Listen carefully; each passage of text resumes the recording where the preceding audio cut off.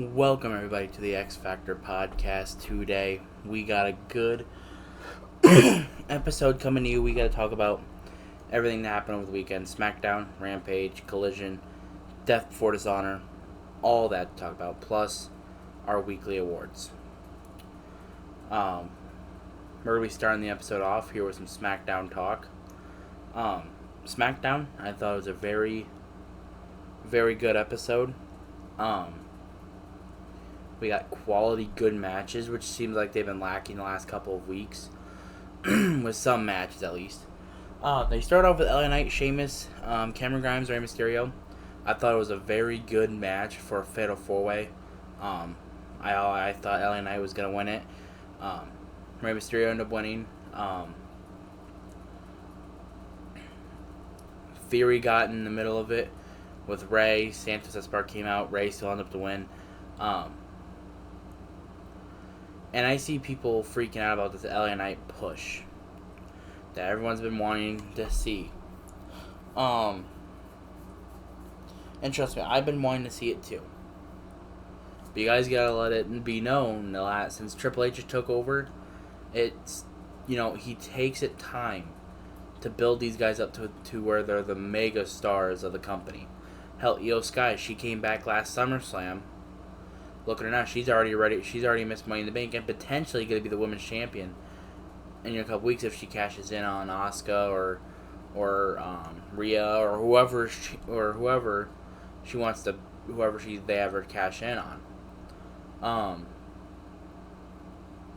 So when it comes to LA Knight's push, I get he's 40, but half of the guys that they're pushing now are in their late 30s, like Santos Escobar, he's 39. So, come on, everybody, calm down a minute. Damian Priest, he's 40. So, LA Knight will have his time. So, overall, I like seeing Cameron Grimes in the picture. They haven't really used him much since coming onto the roster. Hopefully they put him in some big rivalry with someone. And hopefully they actually do something with him. But, overall, I thought the match was good. 3.75. I thought that's how we got it going to start the show. Main thing is, though, Santos Escobar will be facing Rey Mysterio now. LWO versus LWO. Which could lead to a rivalry. It could, very could. Will it? I doubt it. But if I was them, I'd be saying this could lead into a Santos Escobar Rey Mysterio rivalry. But that's just what my opinion was on it. Io Sky for Charlotte Flair, and in my opinion, one of the best SmackDown televised women matches this year. They have been lacking on that category since WrestleMania on women matches. But this women's match, yeah, there was a couple things that were sloppy, but it doesn't take away how good the match was. I gave it a 4. Io Sky Charlotte, I think they really blew the house down on that potential rivalry we could see right there. And I said that's just another women's superstar that's, who Triple H has been building up the last several months. But at the end of the day, Charlotte's always going to win those battles. It doesn't matter who you are. Unless Charlotte's at the end of her career, Charlotte's winning most of those battles.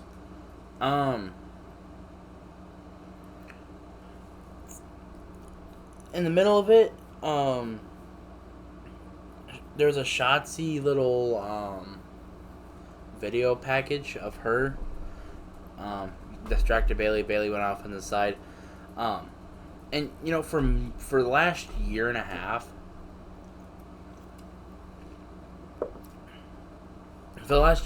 I did not care for Shotzi. Until they started this rivalry with Bayley. Now I'm fully interested to see what they are going to do with Shotzi. With her cutting her hair and all this stuff. Regardless on why she cut her hair. It's a good storyline, thing to pull with.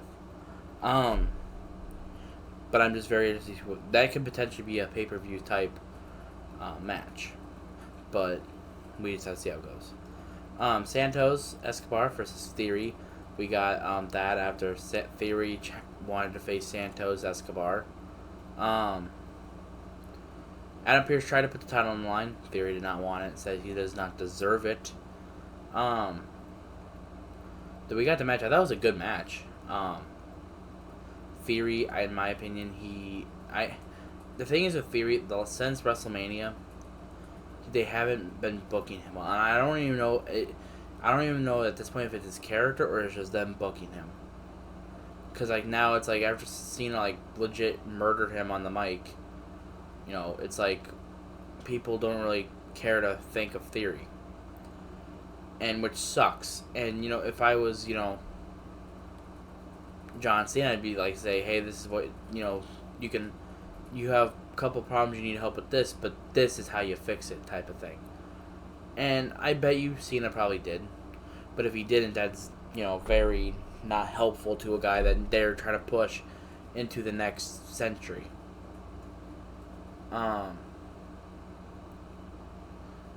So match I thought was good though. Santos Escobar won. Shocking win. I don't know if that leads to Santos winning next week. Not 100% sure. It's like I said, it's another rivalry they're building up here. Can't wait to see what they're doing with that. Another transaction we got here from Bobby Lashley. Last week, Bobby Lashley, well, not this week, but the week before, Bobby Lashley got seen with the Street Profits. Everyone was wondering what they were going to do with that. And now this week, boom, Carmelo Hayes is right there with Trick Williams. So it's causing a little bit of a head turn, like what are they doing? And if they're going to try to set up this potential faction maybe, it's perfect because you have Bobby who's the main eventer. Carmelo Hayes who can be a main eventer, but if they get on the main roster, he will obviously start out as a mid-card guy, which that's not always a problem. A lot of the people that have won mid-card championships end up being world champions, like Jericho, Shawn Michaels, Triple H, Kevin Nash. The list goes on and on. Eddie, Cena, many people who I can name. And Street Profits as a tag team would fit really well too. So, and I was also gonna wonder why haven't we seen the Street Profits? Boom, the Street Profits pop off with Bobby. So, it's gonna be interesting to see what they do with him. So,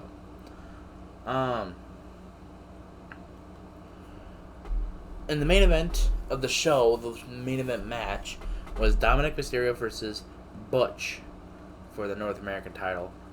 After Dom shockingly beat Butch last Thursday for the title, or Dominic beat Wesley for the title last week. And the match I thought was good. It gave me false hope for a second because I thought Butch was actually going to beat him. It gave me false hope. I feel like Butch, he's one of the underrated stars he was underutilized.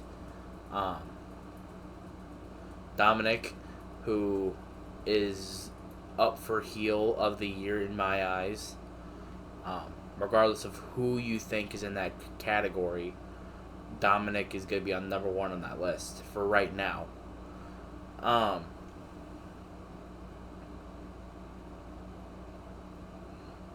match I thought was good, but could have been a lot. It was underwhelming for the first match. It was underwhelming, but it was still good. But and then the main event spot of the show was the engagement for Roman and Jey Uso, and we ended up having a tribal combat match, which pretty much is no disqualification, no rules. They just fight. And Roman puts his tribal chief stuff and the title on the line. And it was the Elder's suggestion, which I feel is a very interesting thing to talk about there.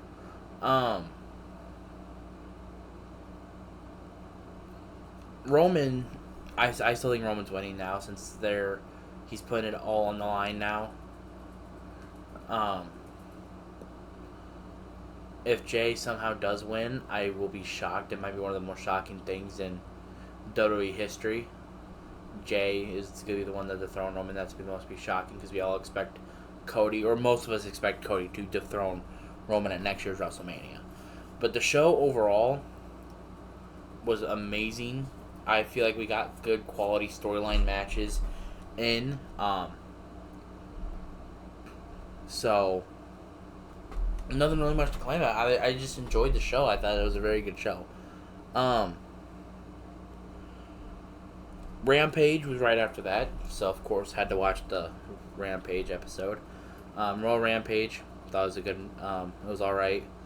Nothing really big. I was hoping for some surprises. We didn't get much of any of that. The way it ended with Darby doing the suicide dive to Swerve, and Swerve still in the ring, and how he got eliminated, I thought that was a creative way on how that was.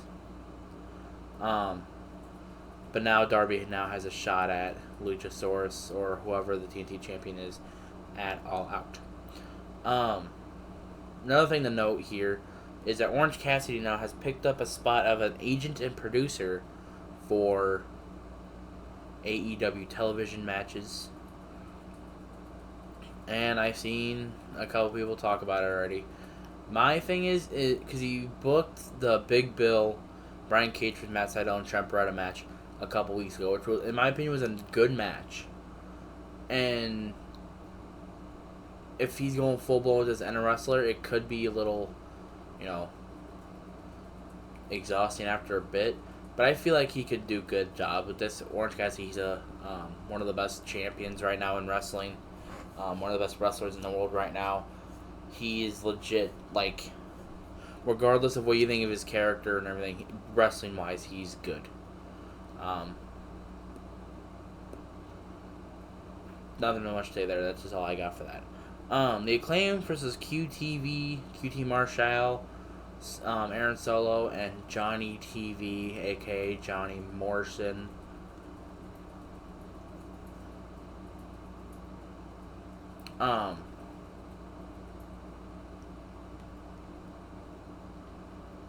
I thought the match was not that great, if I'm being honest with you. And that's what I've been thinking on a lot of Acclaim matches as of late. I haven't enjoyed them. I haven't think they've been really that good. I don't know if it's just chemistry or it's just, them. I don't know. I just haven't, since they lost the titles, I haven't really enjoyed them. I haven't really enjoyed their matches. Like their match at Double or Nothing for House of Black, in my opinion, was not that good in my eyes. I didn't really think it was that good. But they did end up winning it. It was an alright match. Didn't really give it much big hope for anything. Gave them momentum to their match on Collision versus House of Black for the Trios titles, which I'll talk about here in a little bit. Chris Statlander versus Marina Shafir was the main event of the show, and in my opinion, a really good match. I thought, and I don't know why this is, but it seems like the last month and a half, the women's division, not for only WWE but AEW, have been lackluster. It's like it's non-existent, especially for AEW. It's like you could sit there and, like, as a casual viewer and say, who's the champion? Like, who's the world champion here? Because for a little bit, I was watching Dynamite last week and I even forgot who the fucking champion was. I'm like, oh yeah, it's Toni Storm. That's just how lackluster it is. I don't know if they're trying to build up for something or whatever, but in my opinion, it's been very lackluster. And especially for Britt Baker, who had no reason to have a match on Dynamite, which I will get into in a little bit because I didn't understand why they did what they did. It was very clever. So I will talk about that here in a little bit. But that Friday when I watched Collision, I was like, what the hell? Or watched Rampage. I was sitting there thinking, like, the women's division is not booked properly. Because you have women like Marina Shafir, who is a striker and really good in the ring. and yet she only no big storylines, just there to have open challenge matches. And I'm not a big fan for the random open challenge matches. Like we need some storyline build up behind it in my eyes. Just even as like a single promo. You know. And sometimes AEW just have that like little backstage thing, but I feel like we get backstage stuff a lot. I want like in ring promos or in front of the people, front promos, all that type of stuff. That's just my thought on it. But the match I thought was good. Match I thought was very good. Now we get into it with some Collision because Ring of Honor Death Before Dishonor will be the last thing I talk about here. Actually, I'll talk about Death Before Dishonor right now. Death Before Dishonor 2023. Let's talk about it. First match. I have not watched the pre-show matches yet, so which I will talk about. I probably won't talk about them, but I did not watch that, so I did not have no grade on them. I just seen who won, so. Commander versus Gravity. I don't know who Gravity is until this like legit pay-per-view. The match I thought was really good versus him and Commander. Usually Commander has had some botches in like matches, but this match between him and Gravity, don't think I seen one. I don't think I did, at least. And if there was one, it was probably one minor little botch, mess up, whatever you want to call it. The match was really good. It's up there for one of the best matches of the night to start off the show. Gravity, of course, he's a good high flying wrestler. Commander, you already know he is as high flying as it gets when it comes to lucha libre wrestling. But I thought the match was really good. Dalton Castle looking to get back the television title that he lost about a year or so ago, and he is facing Samoa Joe. The match I thought was really, really good. Commander and Gravity, I gave it a 4.25. So I just thought it was a very good episode, or a very good match. But Dalton Castle versus Samoa Joe, another really good match at that. The second match of the show. Samoa Joe been one of the most dominant champions. Not the best, but one of the most dominant champions since winning that title last year. Dalton Castle, I love everything. Like, Dalton Castle, when I first seen him, I didn't really like him. But then he started growing on me, and now, like, they need to put him on. Like, now I'm at the point where this guy needs more put on TV. Like, he is good. Like, AEW needs to be like, hey, we're putting you on TV more. You're good. One thing I know is, like, I didn't know really much about his back injury, but the way he sells his back in almost every match, it's perfect. I don't know if it's just selling, if it actually does hurt. I'm pretty much, it probably does really hurt, but, selling it off the way he does too is perfect. And especially with him and Samoa Joe, I feel like they both had a good match. Samoa Joe ended up retaining with the help of Stokely Hathaway, kind of distracting the ref, getting the boys out of the match. Not really much to talk about. I just thought it was a really good match. I gave it a 3.5. Kingdom, Lucha Bros, Best Friends, and Aussie Open. Mark Davis does return with the Aussie Open, by the way, in a fatal 4-way for the Ring of Honor Tag Team Championships. And that match was a beauty. When you talk about tag team wrestling, that's a good example on tag team wrestling, what it should and what it does look like. I feel like the whole match, everything just was good. It was way better than the ladder match, with a lot of mess ups and everything going into it. And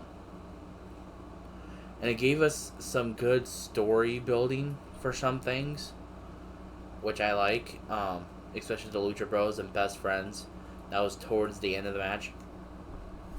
And it made me sit there and think, like, is the best is like the Lucha Bros turning heel. Like I don't know, like I was so confused. It was like a very weird ending to the match, but Aussie Open does end up winning the Ring of Honor tag team titles, which it was a really, really good match. As I said thousands of times before.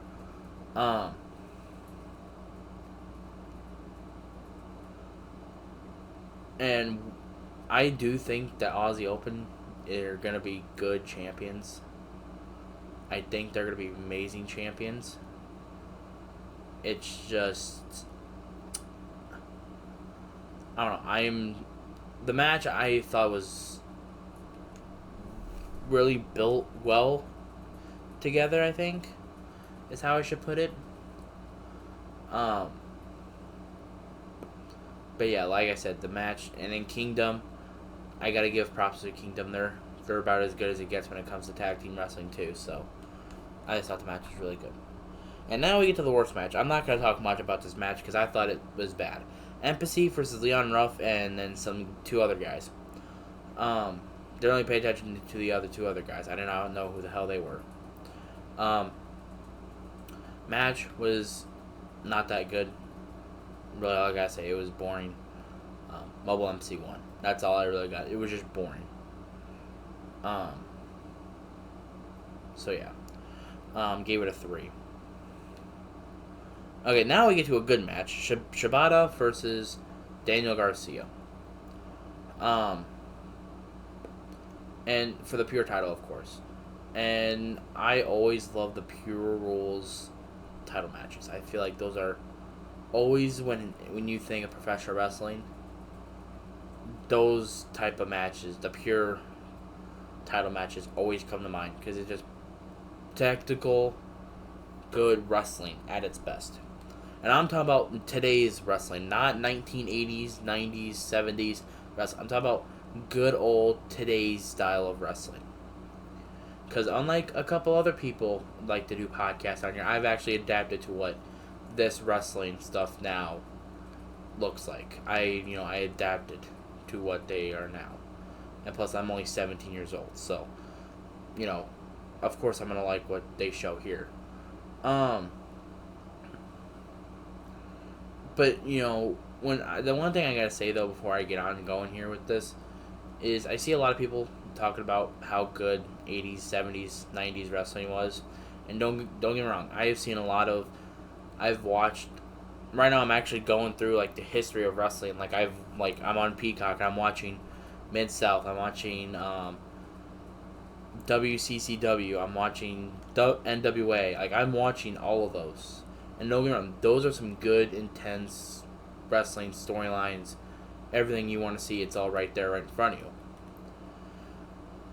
But and then you got people now that like to complain about today's wrestling. Because of the flippy dippy stuff, and whether you're the Cornette fan base that don't like the Elite or whatever, it's in my eyes, I think it's all good wrestling. It's just not what it used to be, and we're never gonna get it back to what it used to be, because history always repeats itself. But if you notice, when history repeats itself, it's always good history that repeats itself. I'm not saying that old wrestling's bad, but if that kind of wrestling was in today's style of wrestling, a lot of people probably wouldn't be watching because of how much people like the flippy dippy stuff. And for me, I'm always that kind of person that likes the flippy dippy stuff, but I also want to see technical stuff, which we see at a lot of wrestlers sometimes. And the one thing, it makes it even better now because when it comes to wrestling, you got to build up to your main spots. Kind of like what New Japan does, and kind of like Roman Reigns does. They build up. The match goes slow until they build up to their spot, like huge false finish spots, all that kind of stuff. Back then, they'd always have that. It builds up to the finish. Now you don't get that. You go straight on, boom, you go right into it. But if you notice now, when you get those build-up matches, that it takes like 10, 15 minutes for them to be in headlocks or them just sitting around like Roman does and just talk to the fans, it's gonna be good, you know. Um, I in my eyes, I thought this match though, in particular, Shibata versus Daniel Garcia was good. I feel Shibata, he's in my eyes one of the underrated pure champions. And last year was probably one of the best years for pure championship guys like Shibata, like Wheeler Yuta and Garcia, because them two pretty much held the course last year. At near the end of the year, especially, they were having bangers left and right. Like if you want to talk about all time classics, I'm not talking about all time, but like if you're talking about good classic matches, them two really helped it. Another thing, Daniel Garcia, the man's only 24. I did not know that. I thought he was like way older. Yeah, he's only 24, and he is. And you can look at him now, and you can already say he has the charisma to be a star. He is entertaining, and especially with the storyline he had with Jericho last year, it was very, very good. So you can already see right in front, like once you look at him, he's gonna be a champion. But the match I thought overall was good.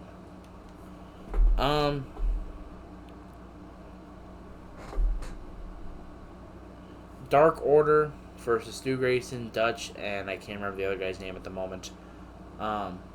In an honor, Ring of No Honor, I can't remember what they called it, match. It was pretty much just a no disqualification match. Really good match. They had tag spots, they had table spots, they had Lego spots, which Lego spots are always the most interesting to me. Because, like, people are sitting there saying, why Legos? If you fall on a bunch of Legos, that shit's gonna hurt. Like, it's not gonna hurt as bad as tacks going in you, but it's gonna hurt. The match I thought was good. Evil Uno, in my eyes, he is a good. I feel like is one of those guys that needs a push. Dutch and Stu Grayson and them, I thought that I love their gimmick style, whatever. It gives off like Bray Wyatt type stuff in Ring of Honor. That's kind of what it gives it off as to me. And Dark Order, as of the last couple of years, they've kind of just fallen off. But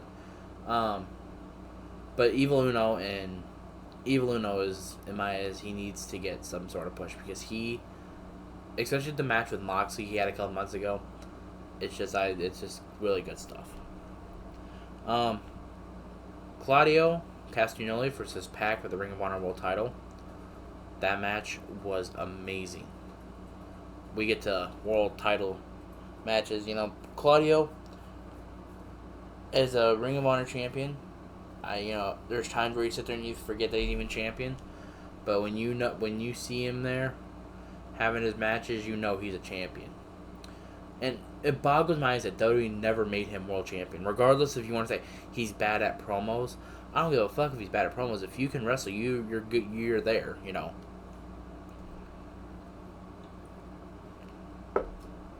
Like hell, like give me a break here. Like there was a moment in time where fucking 90% of WWE roster couldn't even talk well, and a lot of them end up being stars. And then Pac, he is another guy that you think like why was he never WWE champion in the first place? You sit there and I sat there and watched the match, and everything felt good. Like there wasn't any botches. Like everyone was selling everything good. They built up to their spots. It was just good wrestling right at that. And there was a spot where I thought Pac was actually gonna win it, which he didn't. But Claudio ended up retaining, and overall thoughts of the match I thought was just really, really well. And then we get to up for contention as one of the best women matches of the year, the first ever women's main event in Ring of Honor history for pay-per-views. Willow Nightingale versus Athena, and we already know the history between them two. And the match freaking went amazing. Like, they did everything. Like, everything well. Like, everything in that match was perfect. And I don't know if it's just the chemistry between them two or what, but... And especially as Athena as world champion for Ring of Honor, she's just been amazing. Willow Nightingale, I felt the match was good. It's just I think the wrong winner. I feel like Willow Nightingale should have had that one final victory off of her. Another thing, after the match, Willow Nightingale or Athena shook her hand as of like respect. But you sit there and you think about some of the best women matches this year. That match is gonna go up there with like Rhea and Charlotte, and Io Sky and Bianca. It's gonna go up there as like those. That's gonna be the top three. And they need to run it back at some point. But overall, that was one of the best matches of the weekend. And then we get to Collision. Collision, I thought, was a good episode. We're going to talk about it right here. It started off with Ricky Starks coming in, talking about his win and all that, which was like, okay, cool. Whatever. CM Punk came out, told him he couldn't beat CM Punk. Darby came out, talking about some pillars stuff. And then Christian comes out, which pretty much led to a tag match, which is probably the best way to build up a tag match, is just doing that right there. So that was a good start to the show. But the first match was Bullet Club, Jay White, Juice Robinson versus Darius Martin and Action Andretti. And when you talk about who is the man on the show, you think of Punk, but, well, I think of Punk because I'm a CM Punk fan, of course, but Juice Robinson's up there. Juice Robinson has performed well in every single match. And one of my main thing is, they got the Gun Club there, but why aren't they the ones in tag matches? Like, Jay White should be the main event star. Juice Robinson should be the, mid-card / main event guy. And then the Gun Club should be, their tag guys. Kind of like how every faction works. I don't know if they're hurt or whatever, but that's just, one of those things. But the match was a very good start to the show. Darius Martin, not as good as Dante Martin, I will say that, but Darius is a good performer. And Action Andretti, he's one of those guys that had a really good start to their career, but it has not really been much after. And he's only been on the roster for 8-9 months now, so he has probably a lot to do, but I don't have faith in them to do big stuff with him. I don't know why. I just don't, especially with some of the guys that they tried bringing in that they hyped up, especially with Brock Anderson. I remember when they brought Brock Anderson, they're hyping it up, and then look at him now, he hasn't done anything. So Acclaim versus House of Black. Like I said, I don't know if it's just the Acclaim or House of Black don't work well with them. The match was not that great in my eyes. It wasn't that good.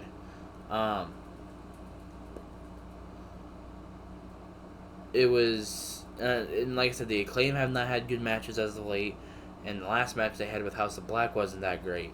So I don't know if it's just them or if it's Billy Gunn holding back. I don't know.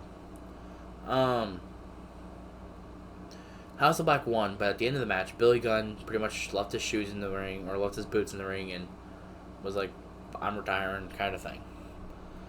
which if he does retire, great career. But I'm pretty sure it's just going to add on to a storyline that they're doing. Don't know. But if he is retired, one of the best careers.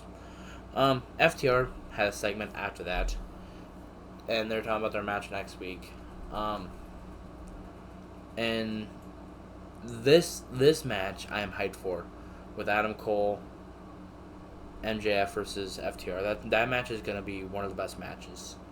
It's going to go up there as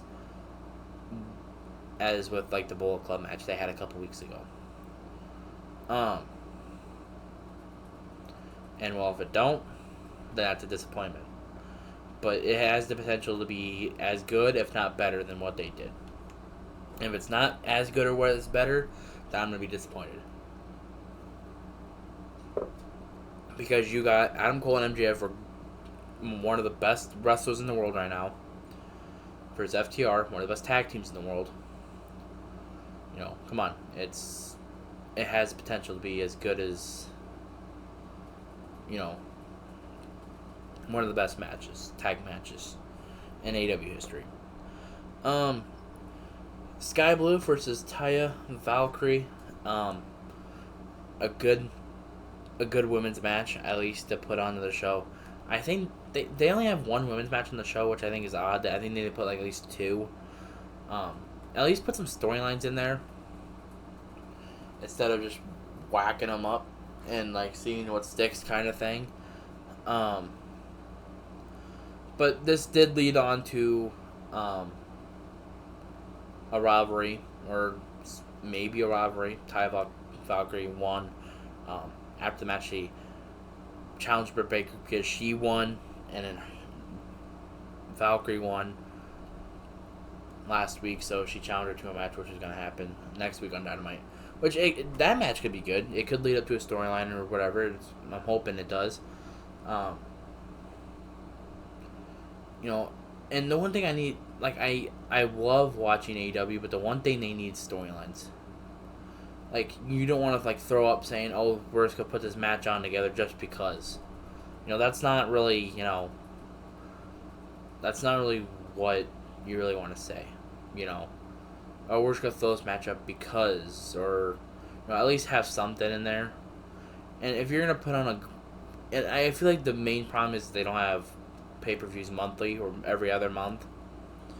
Because, like I said, if they did, they would be having a lot of good storylines going in every month, and they could do those 1-2 week storylines and have them be 3-4 weeks, and then boom, have it end after the pay-per-view, you know.